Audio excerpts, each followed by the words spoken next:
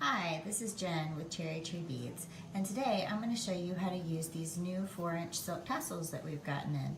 They have this nice nylon loop at the top, and that makes it adjustable so you can use it with whatever you'd like.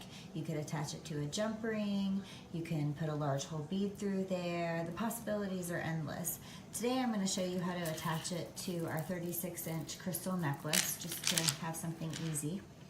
So I'm just gonna put this here, run it back through the loop, pull that nice and tight in there. And then if you flip these over, you have a nice tube in there and the nylon comes out the middle. So you can pull this and pull it nice and tight. And then I just clip off at the end where it's already knotted. And just do a nice little knot and pull it all the way in there to the tube, nice and tight. And I do 2 of those. You could put a little bit of glue on there if you'd like, but I don't really think it's necessary.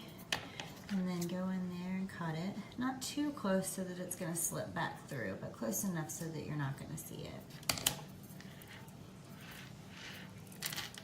And there you go. That's how you use them.